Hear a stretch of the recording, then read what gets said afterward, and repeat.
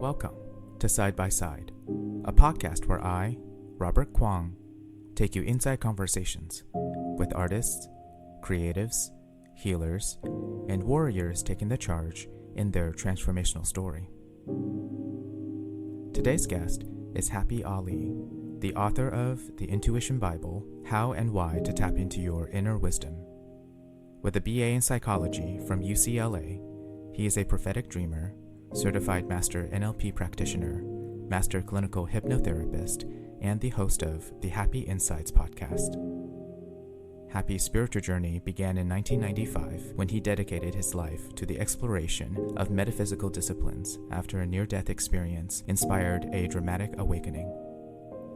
In this conversation, we explore Happy's early life growing up in a family of prophetic dreamers, the power of joy and fun in unleashing our intuition, and ways we can find our unique expression of intuition. You can find more side-by-side conversations at sidebysidepodcast.podbean.com. And if you'd like to connect with me about my services, please visit www.robertquanhome.com.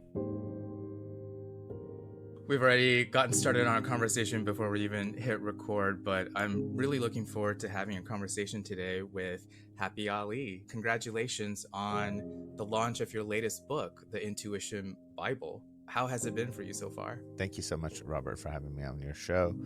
It's been fun and exciting because this is my second book and it's been a bigger launch. The first one, I didn't even know what I was doing. I just self-published it and kind of just threw it out in the world. And I had a lot of TikTok followers and had my friends and the followers buy it. And it was very organic. This one, there was a lot of pressure because I wasn't even planning on writing this book. I was writing a different book called The Heart Lens. And I had a team that I hired to help me edit it and put it all together, and they were supposedly the professionals, and I thought, okay, let's have some help with this. Okay. And then one night I went to sleep. I was 75% done with the book, and I thought, God, I need some new stuff in this book that's not covered by like the Heart Math Institute or other teachers, something different. So I did a little prayer that said, use me to the best of my abilities and bring forth information that the world needs right now that could be a stepping stone to the next evolution of human spiritual evolution. Mm-hmm. So I woke up with about 15 chapters of this book just already pre-downloaded in my head. I just knew the moment I woke up. It was called Unleash Your Inner Wisdom, and the word intuition came in later because I think intuition, the word is very confining, and inner wisdom is a much more broad term. I really love the name Intuition Bible. I thought it was so catchy and so just funny because it's teaching you about going within and getting your own answers, and the Bible itself is the opposite. Mm-hmm. Mm-hmm. It's about, following the rules. And then I also wanted to be a textbook for intuition. So anyone, whether you're a teacher of intuition or a brand new student, could just go to it or refer it and then have enough data in there for someone to just be like, okay, this is the end all book to most things intuition as much as possible without it being too heavy. So it's been an interesting launch, a little bit more stressful than I thought, for sure, but I've enjoyed every minute of it. Well, you're definitely right in that the materials in this book, I think people can sit with this for a long time rather than having a bunch of different texts. There's sort of an iterative nature to the topic and the way that you have people prepare for maybe some of the things that people tend to be traditionally concerned with as far as intuition and having prophetic dreams. But like for you, in this book, you talk about how that was very much the norm in your household. Your mom's side has a lineage of prophetic dreamers. What was that like growing up where that's normal? Interestingly, we didn't really think about it much. We just liked to show off in the beginning. It was like, so-and-so died or this happened, and I had a dream about it, and no one really thought about it as a prophetic dreaming. I come from a superstitious culture where it's kind of an accepted thing for people to dream stuff. And also the lineage, we don't know how far it goes back because my grandmothers who had it and all her kids had it, almost all but one, Mm-hmm. But she doesn't know her dad. Her dad died really young, and her mom never really had it. So we don't know how far it goes back. And but the thing was, she was very superstitious and religious. So there was a lot of things that she taught me that are now very common practices in the spiritual community, about energy and about tell your pillow to wake you up at 6 in the morning if you don't have an alarm clock, and it will always wake you up, and things like that. There was just this connection to the non-physical world that we always had, which I think played a huge role, more than it being a lineage of genetics, than more of a belief system that was very widely spread in our family. Even my dad's side, he always said he had a great sixth sense and he was able to guess everything. And he was really good at it. And my sister, who's from my dad's side, also has prophetic dreams. So it was very clear to me that it was fostered in my family, but it was not necessarily from my family. Does that Mm. make sense? It wasn't like, oh, grandma had it, so therefore this person had it. Because I have a aunt who is obviously has a huge connection to the other side, but her belief systems do not align with that. Therefore, she just discounts every single experience she has, even though to the rest of us, we're like, are you blind? Didn't you just have this experience? Didn't you just literally have this experience? And she says, oh, just another coincidence. And sometimes Right. they're so crazy, like compared to what other people would think, that Yeah. you're like, this is the one that's going to change her mind, and then it doesn't work. It just does not work. And she visits me with her husband every 6 months from Iran, and every 6 months I always have a dream, some big dream, and I always tell him about it. The dream always comes true. And then this year they came back, I told him about the intuition Bible, they've known about it, and then he's like, though I don't agree with you, I really wish you success. And I'm just like, what do I have to do? Like, do I have to literally like turn water into wine in front of your face or something? And then they would probably just be like, oh, there was food coloring in that or something, Mm-hmm. trick Mm-hmm. of the eye. But your belief system is really important in activating your intuition, is basically what I'm saying. Yeah, that must have been such an interesting environment when everyone shared dreams that they would have just to kind of like share knowledge, like information sharing, which is not something the average person would do with each other. How old were you when you first realized you had this gift like others in your family? Well, I didn't really think about my dreams. I think when you're a kid, you're into Hmm. this survival state of just trying to figure out the world out, like Yeah. how to work your hands and how to do very basic stuff. Like I watch my 7-year-olds and they have these conclusions. The other day, they were like, oh, if we only had one bone in this hand, we couldn't bend it, stuff like that. That's more important to a child at that age. But I was trying to meditate at an early age, but I never really thought about it, I think, until I started just having more fun in my life and I was in my Mm. 30s and I went out of survival mode. I already had enough money to live and I already was just having more fun. And I think I was falling off my path. I had a near death experience in 1995 that showed me that I was meant to help the world, and people talked me out of it. It was that same aunt, by the way, who loves me so much and who believes in me so much. She was like, no one's going to believe a 17-year-old. So I said, okay, I'll just write whatever I'm going to write. I'm going to study metaphysics and I'm just going to live by example, because so many people don't even care about what I'm learning. But I fell off, the path. And then in 2000, when was it, 8, I had a dream. And in the dream, they said, it was a big voice that said, hey, you're having a child. And I thought, well, I'm gay. It's not happening. Sorry. And I'm like, I have money to live. I don't have money to make a baby. And then why would I destroy my life at that moment with the responsibility of a child? And they're like, nope, you're having a baby. And I thought, okay, who's this baby with then? Then they showed me my lesbian best friend. She was 9 months pregnant and she was going into labor. And I said, okay, I guess you're having my baby. Let's go to the hospital. And then her wife shows up from behind her and says, no, happy, I got this. She sits her down, pulls in, basically reaches in, pulls out a baby, gives me this boy and says, this is your son, Cyrus. And I remember holding that baby and I had never felt love to that extent before. And I woke up and I was in tears. And I waited till morning, called my friend Trisha up and said, hey, we had a baby. It's a boy. she said, we're not planning on having a baby at this time. And if we were, you wouldn't be the dad. And we don't like the name Cyrus. So bye bye.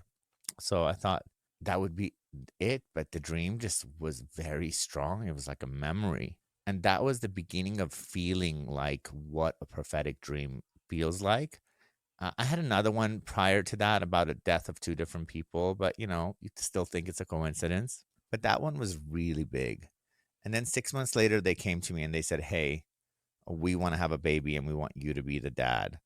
And I said, "Well, I had my goddaughter, their daughter. She was 2. I said, "Well, I can't be one of their dads. If this was to happen, I want to be both their dads. And I'll provide emotional support for the rest of our life. And we have to do it turkey baster style and no doctors involved." I just didn't want doctors involved because then you're just pushing fate, you're like tempting fate. Like, what would be so prophetic about me having a dream and then me going to the doctor and forcing it? That's not prophecy. That's seeing something and forcing it. I said, if it's meant to be, it'll be a boy. It'll come, naturally, as natural as possible. And sure enough, a year and a half later, our son Sky was born. And I ended up with 2 kids, which was Faith, my goddaughter, was my daughter now, and then Sky.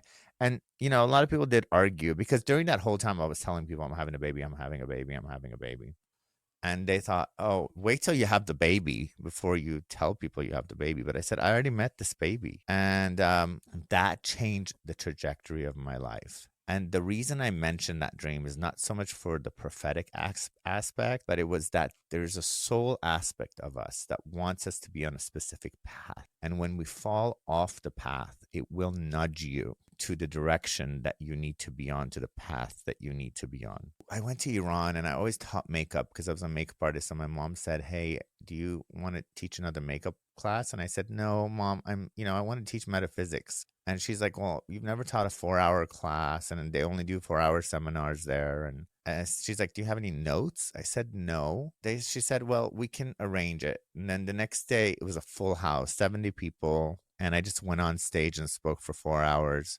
And they asked me to come back the next day. And I spoke for another 4 hours, came home, quit my job, decided that I wanted to pursue psychology now because I had the metaphysics down and I wanted to learn how to the rest. Yeah. I wanted to be credible. And I was uneducated. I had dropped out of school because I was gay and I was having a hard time in school. So I changed my career because of my child, my children, but specifically because I wanted that lineage. I wanted to break the curse of the past. My daughter already had a different story. And my son, I wanted to change his story. And I wanted them both to be proud. And then I guess I wasn't a solidified prophetic dreamer until 2014 when I had a dream that my dad and my other best friend died. And I remember waking up and just freaking out because I was like, "Dad, are you okay?" He's like, "Yeah, I'm fine." Yeah. Calling my other friend, and I called my best friend Trisha, who's the mom at the time, and we were this happy 5 family, really happy family, 2 lesbians, 2 kids, gay dad. I'm free just to do whatever I want, but I'm just being a good dad. And then 2.5 months later, I had another dream of a car accident, and that day, my son and my best friend died, and it was really heavy because Yeah. I mean, my daughter was in the car too, but she didn't die. And I just remember just my world ending and asking the universe, like, what the F? Like, why would you give me this child and then take him away? It made no sense. Like, what is this my soul path to suffer after being named happy? Like, after this name, like, of all names. And the day after he died, I got into UCLA officially to get my psych degree. And I'm just like, this just feels so wrong. Yeah. But the one thing that did happen is, first of all, now I was a verified prophetic dreamer and I was 30 something. And then I started talking to my dead family. I remember going to sleep that night and just wondering what's going to happen. And then my son showed up and he was really happy. And he told me my daughter was going to live. And then he kept showing up and then started guiding me through the grief process, telling me why he had to die and what the path was. And then also saying, "You're going to have another kid." And I thought, oh no.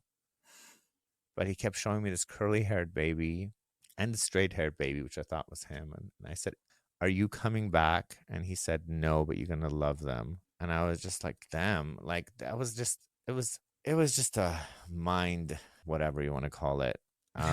Mind I didn't have, F. yeah, I didn't have the money, and I was a student, and I just didn't know. It was 100 grand. But my soul, my son or my soul or whoever that was telling me that I had to do it. And now my sons are 7.5. One's curly haired, and one's straight haired, and one's just, it's just, I got to meet them as adults before they were born to make sure that I was not going to lose them. I have a lot of dreams now, and I've learned how to hone them, because once you become someone who is considered that, and your belief system now agrees that you are now a prophetic dreamer, it will keep proving you right so you don't lose your identity. I really appreciate you letting it flow. And also, this is stuff that I wanted to ask you, but knowing that this is a sensitive topic. So, thank you for being willing to open up about it. And, reading that part, I think I saw some of myself in my journey with my own intuition, from the fear to pushing it away to, oh my gosh, I have to confront things such as death, to the light and the relaxation and the fun of it as well. But I think that is something that people often are afraid of, being too much. So I really appreciate you sharing your journey, that you can navigate something that's quite trippy, but you can still put yourself back together. And so thank you for sharing that. I feel like with talking about prophetic dreams and the future, people often debate the topic of free will versus determinism. Is my life just has already been decided? What is the power of choice? If you're shown something that's yet to happen, how are you going to influence that? So I'm just curious about your own perspective around that. I think we have free will to make any decision that we want, but when we're on our soul's path, things work out a little bit easier, Right. and they tend to make us more fulfilled because it is what the frequency of our core is. For example, I had a near death experience in 95, and I was downloaded enough information to fill in 2 books, and I went to sleep one person and I woke up another person. And that's when the name Happy was born. I learned how to be happy. My entire spiritual perspective and journey really solidified back then. And I told everyone about it, and they thought I was crazy. And I said, nope, I'm going to change my name to something. I'm going to legally be happy. So I will never forget this, and I will write it all down. But there was a point where I did fall off my path, and I chose my free will to take another skill that I had, which is art, choose makeup artistry. But I swear, every single time I was about to get an agent, something would happen. The recession would happen, or something would happen. Something would come up. I remember I finally met some guy who was an incredible makeup artist, and he was like, "You can be my assistant." We were working with Scarlett Johansson, Mila Jovovich, Heidi Klum. It was amazing. And I thought it was going so well. And one day he's just like, "You outshine me. I'm sorry. You're meant to be your own star, not be somebody's assistant." He kind of cut me off from that world. And another time somebody was like, "You're gonna get an agent," and then the recession hit. They're like, "There's a freeze on it." So it was like I had the free will to choose, and I was having a good enough life. But the second I decided that I had to be who I was meant to be, doors just kept opening. I mean, I only applied to UCLA and UC Irvine. And I got into both of them. And I didn't have the tragedy of my son dying for me to get into that school. There was no magical story. Or when I wrote the book Intuition Bible, it wrote itself. It found its own publisher. It's doing its own publicity right now. So it's almost like you have this incredible amount of support when you follow your soul's path, but you always have the option to choose another path. But one's just always going to be easier. It's like going with the flow. So free will doesn't mean you don't have the choice, but when you go with the flow, you have options beyond your belief. Yeah, well, I think, in adulthood, a lot of us lose that ability to go with the flow and actually keep that felt sense. You talk about as children, we're the most intuitive and we live in a very sensory way, just navigating the world very intuitively. And then as we get older, it's not uncommon for those parts to start getting shut down. And it's almost like you can't feel which choice you prefer, almost. Or at least, that was my experience of my intuition being numbed out and shut down, is like my decision making was just out of whack. Yeah, I mean, I have twin boys, and one of them has much different desires that doesn't really mesh with the rules of the household, and I have to discipline him harder. He just, if I let him just do whatever he wants to do, the other one's getting punished all the time. I'm going insane.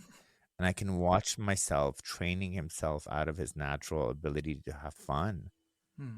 And it's really hard, but I have to balance two children and my own sanity. I'm a single dad. So I do my best. I remind him that he knows what's best. But right now, 5 pieces of sugar is going to cause you to start behaving really crazy, and maybe like time it a little bit differently and still get your sugar. So because I have so many rules for him and he's so hyper focused and has so much strong emotion, he has become the master manifester that dwarfs the rest of my family, including myself, who I am a master manifester, because he wants things very bad. He's emotionally charged behind it, and he's hyper focused, which is the key ingredients to creating anything in your life. And he can make pretty much anything happen. And it comes from avenues that are not the typical ways to do it. So he's one of my teachers from Master Manifestation. He wanted, me to spend all my money in claw machines. Those claw machines are rigged. You're not supposed to win anything. He has like a collection of maybe like 30 toys that he's won in claw machines at different places, and I have paid for 0 of them. So he has found a way to get what he wants through different avenues, and it is incredible. Or he wanted me to get Kylie Minogue tickets because they were just like, she was doing a Vegas residency and there was only 1,000 tickets per night, and it was really impossible to get a ticket. And she was like, Kylie. He was just meditating on Kylie like so much because he's a huge fan. She was one of the only voices that would calm his craziness down when he was a baby out of all the gay icons I always play. Meditative Kylie Minogue. Yeah. Literally, he's the biggest Kylie fan ever. A month after he did his very strong meditation, Kylie just happened to make a video for Cyrus and Dario. It's Cyrus and Dario, thank you for loving my music. Thank you so much. I appreciate it. And she posted on her Instagram. He woke up to Kylie Minogue making him a video. And I thought, you little shit. Like, how did he do that? And that is another benefit of like really allowing your kids to just discover their own ways, because even if the parents are holding you back, if they're not really controlling you too much, there's so many superpowers that he has. And my other son has the superpower of empathy, and the other one has a superpower of strong will. And they're both use their intuitive abilities to get what they want, but one knows how to get it differently, and one knows how to get it through the universe, not through the window that is dad. Not through the window at a store, but some other cosmic way. No, that's fascinating hearing you imbue intuition into parenting and navigating growing up, coming of age. I've always talked about with other, authors and intuitive folks who advocate for it that I wish this could be introduced earlier. So I'm a pianist, but I study like classical piano, and I've said so much after reconnecting with it a decade plus being away that I wish we talked about mindfulness and focus and vibrations, being present earlier. It would have, my musical journey would have been different. But at the same time, my obsession with this idea of intuition was what ultimately I think healed my relationship to music.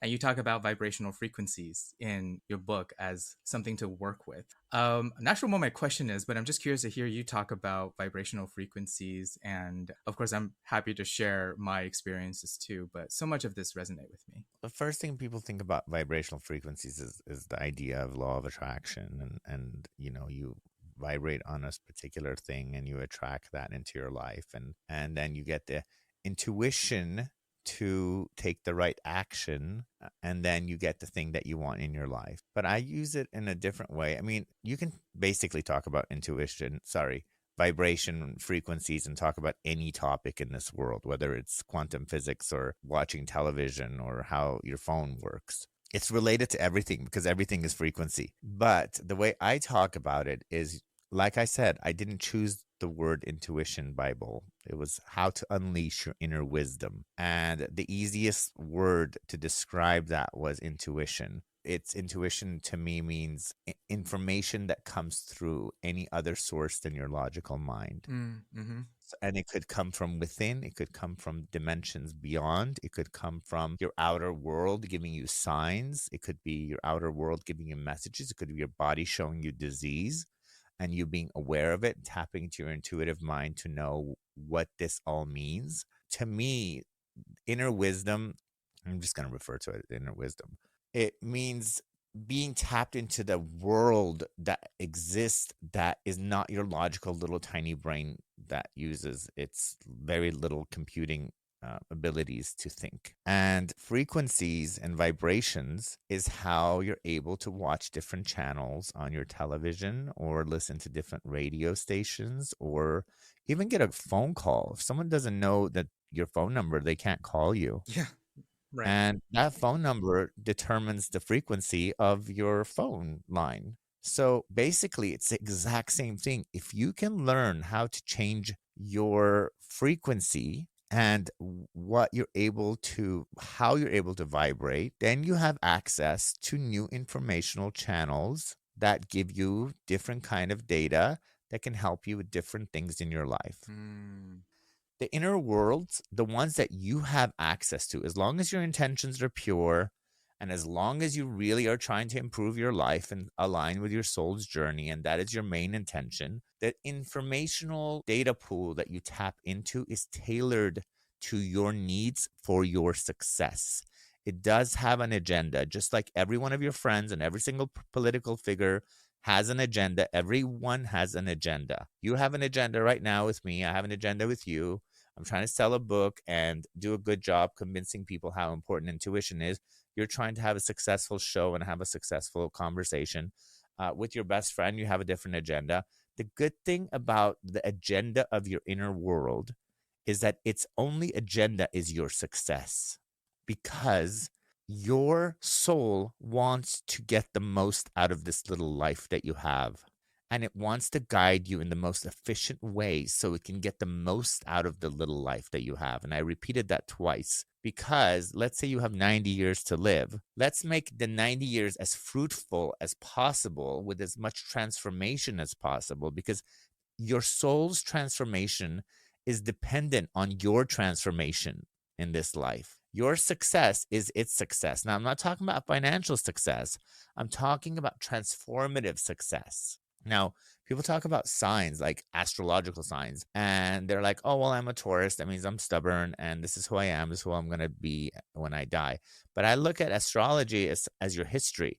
It's your starting point when you come into this world. You come with some flaws and you come with some perks. And the goal is to enhance the perks and work on the flaws. That's what transformation is. I'm using astrology as a very loosely based topic because there's so much controversy around that.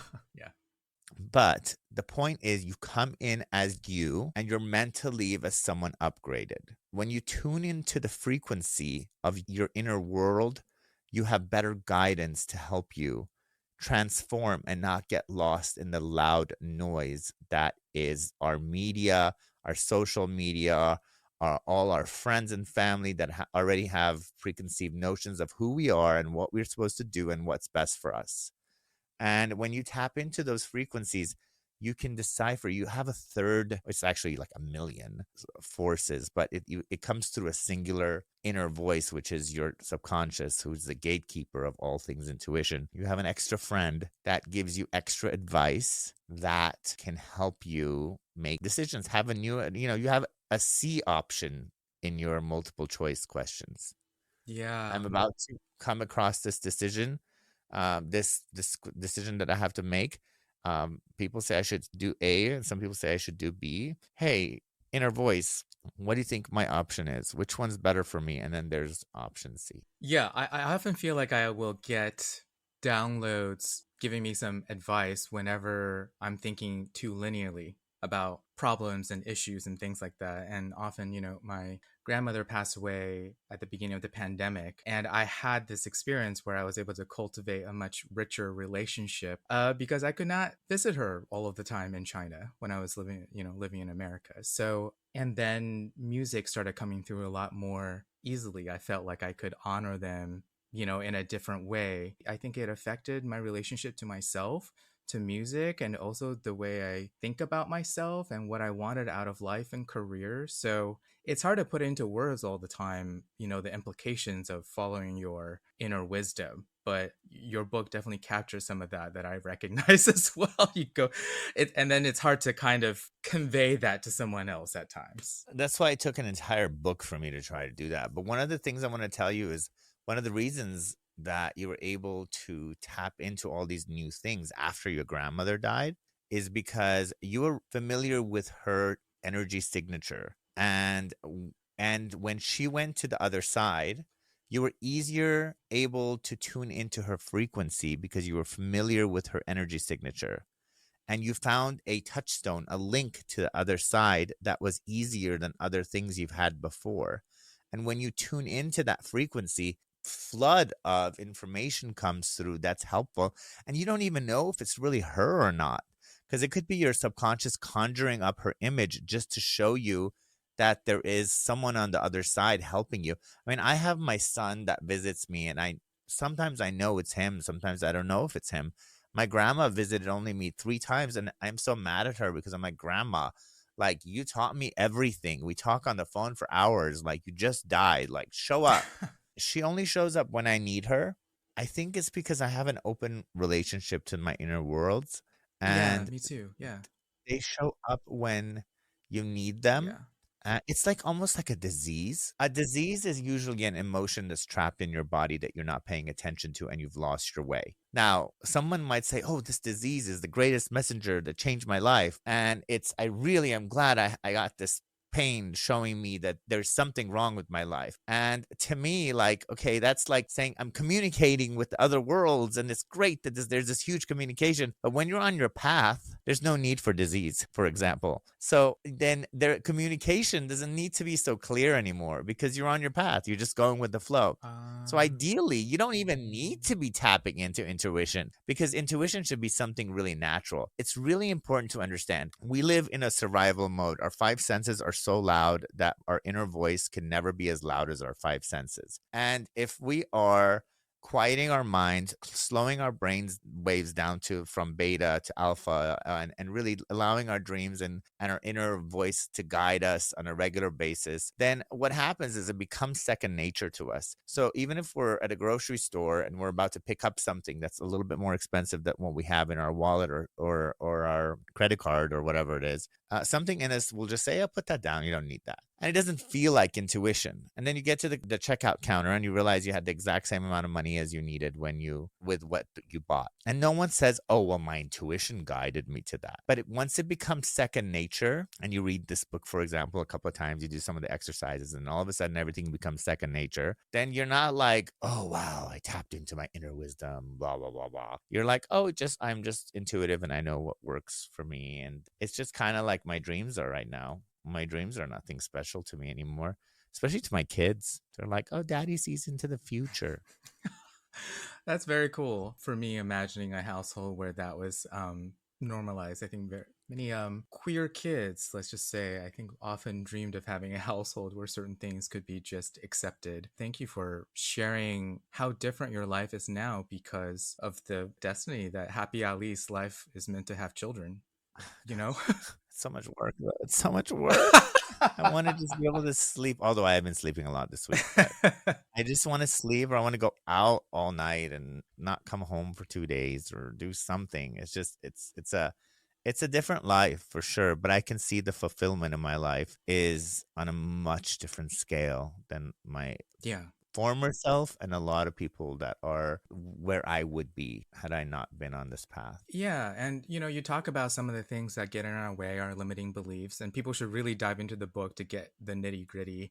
There are just so many elements, it may be hard to dive into all of them.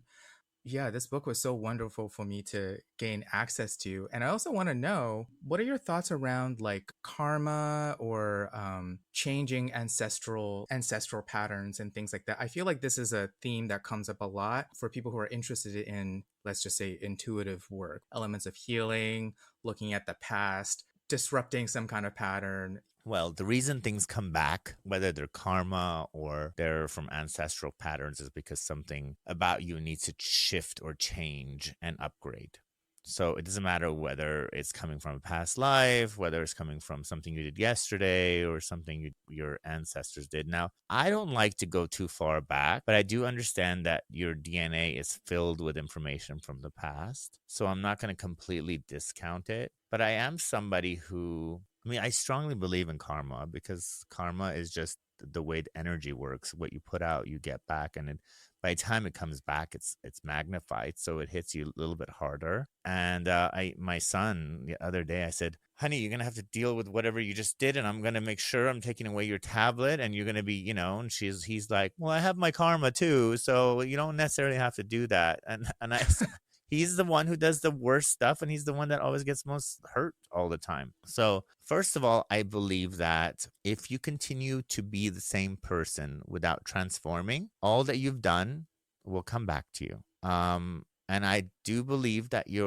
there are patterns that our ancestors have created. And if you allow them to raise you and carry on the belief system of your past, because it does get passed down generation to generation to generation, whether it's the shame of it, whether it's the pride of it, whatever it is, if you allow the previous owners, the people who have raised you, who've reared you, to carry on a lot of their drama and trauma onto you by raising you the way they did, you are carrying around ancestral trauma and drama.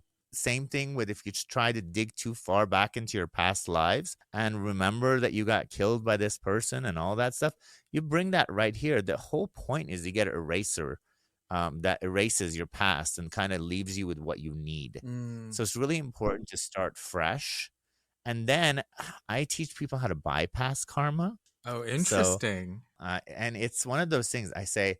So let's say that you were a thief and you needed money and you went and stole something. And so that person has the thief mentality, that I can get away with stuff mentality, no remorse, has a certain thing that believes that things only come if you go take them. There's a lot of things that person has, and they're living on this like life that is a movie theater that's already played out. It's already played out. So if they live in that movie, in this cineplex or like sixplex movie theater, as that person, as that character, they will get everything to come back to them, because they have to learn to break out of that shelf, start seeing life through a different way, transform, become someone new, and have more compassion, and learn that things can come to you through other methods, right? So that's the end result of them having karma. So if you can somehow transform before karma hits you, you jump timelines and you go into another movie theater where the things are already played out, but you're already the character that has all those good qualities. And guess what? If you can do that before karma bounces back, it doesn't have to hit you anymore, because it will go hit the other person's version of you. So if you've learned a lesson and you have transformed by your behavior before the repercussions of your behavior, you can bypass karma. And you're really not bypassing it, because you're still getting the results and the end result of it. You're just not getting the torture of it, of getting into a car accident or someone stealing or breaking into your house and taking all your stuff away. So the point is transformation. If you look at life as transformation and you let your inner world guide you to that, you don't have to deal with all that. If you learn how to manifest things into your life before you can, if you really want something huge, then you've transformed. But if you haven't learned how to do that and you go steal the money, you haven't transformed. So you're going to get hit hard. So I always say you can always bypass karma by transforming before it hits you.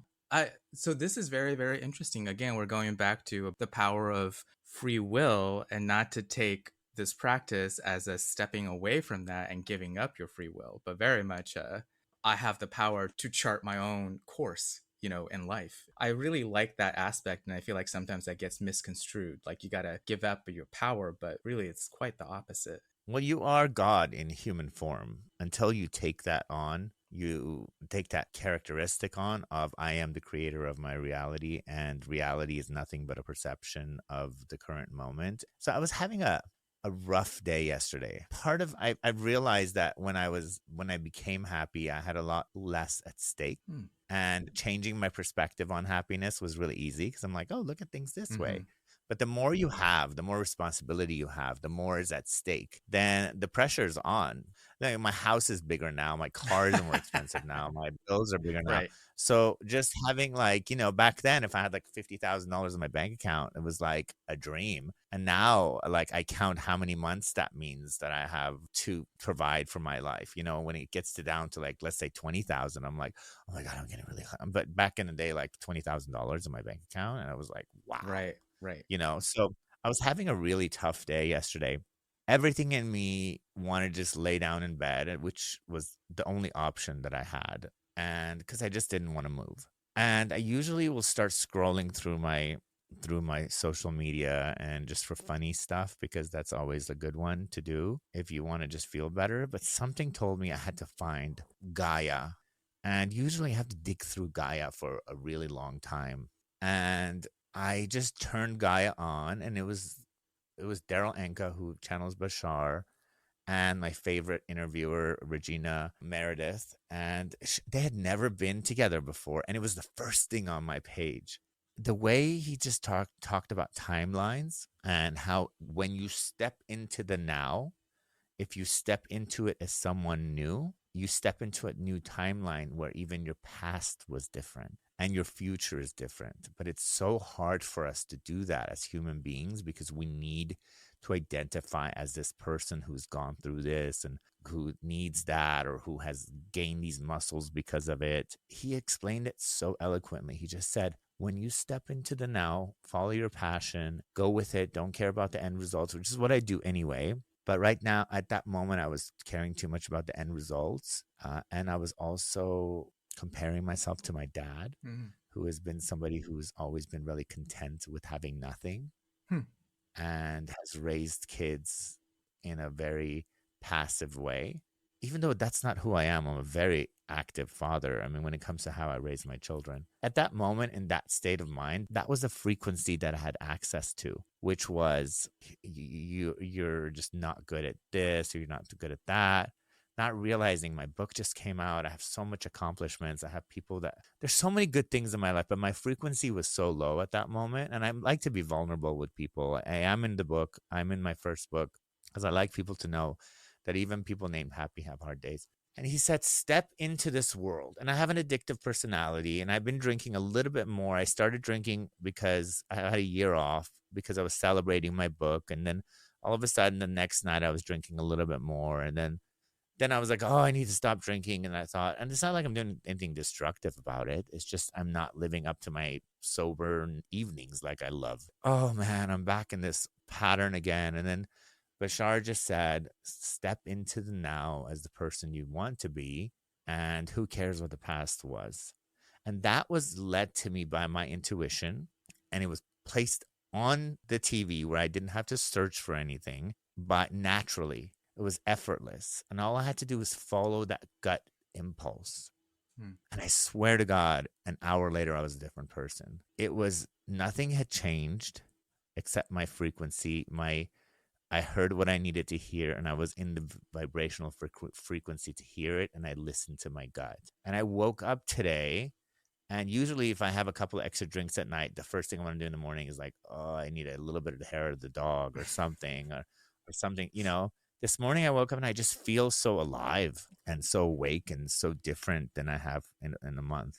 But what I was trying to say is that even when you're in a low frequency, your inner being is still trying to guide you out of it. So listen to your impulses and act on it. And this book, is not just about that. It talks about how it's a blessing and a curse, and how there's a lot of questions and misunderstanding about it, why it's so hidden, how it's actually done, how we connect to the other side, how does it all work, and what are the blockages and misinterpretations people have.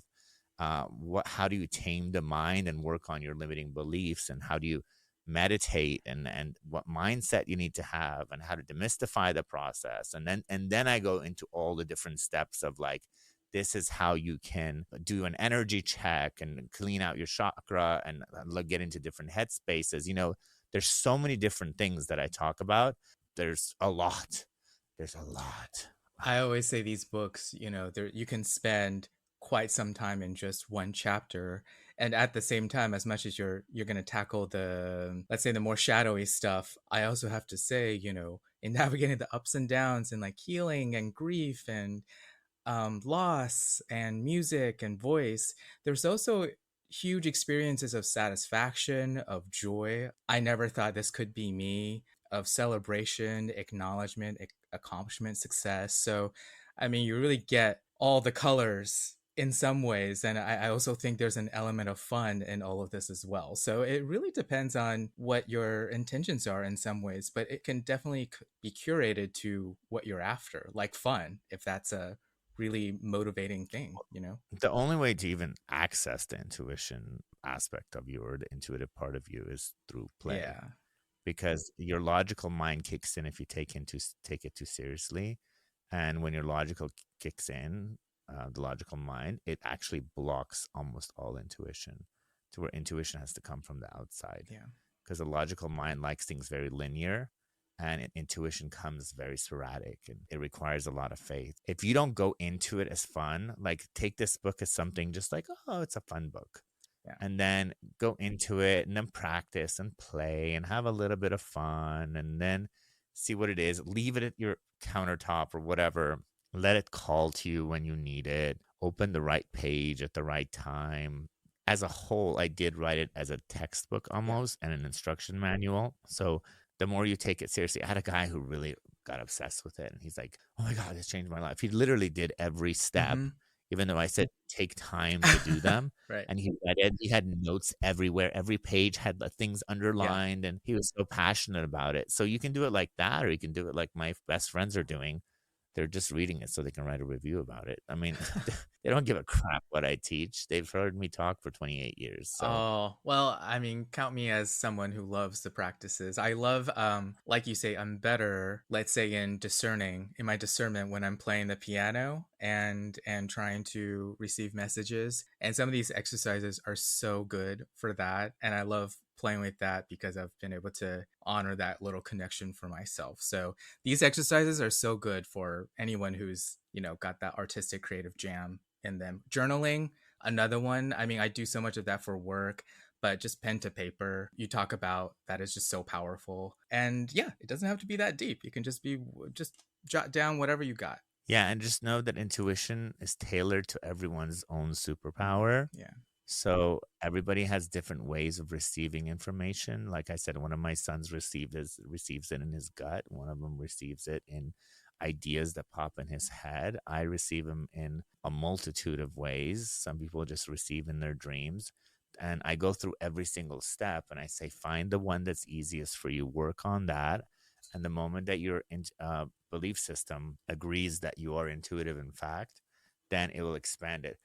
I know we're running out of time, but I really want to say one more thing. A lot of people do say that they're not intuitive or they don't dream. I want to say that your subconscious mind is constantly deleting about 11 million bits of data per second and only letting you experience about 167 bits of data. So about 99.999994% of reality is being stored in your body and not brought to your conscious awareness based on your belief system and who you think you are and what you believe your capabilities are, but they're still being stored in your subconscious.